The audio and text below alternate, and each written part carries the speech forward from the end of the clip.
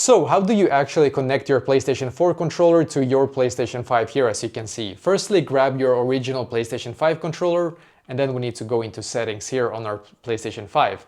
And then scroll down here until you can see accessories, and then click on general and then Bluetooth accessories right here, as you can see. Now what you need to do on your PlayStation 4 controller is to click on the share button and the PlayStation logo or the PlayStation button right here, and click on them at the same time until it's gonna blink like this, as you can see.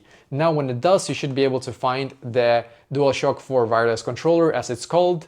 This is the PlayStation 4 controller, so just click on this one and then click on yes. And then assign it to a profile. I'm just gonna, now with this controller, assign it to my new profile here, and then it should be connected here, as you can see. And you also have to click on the PlayStation logo or the PlayStation button right here again, and then it's gonna connect.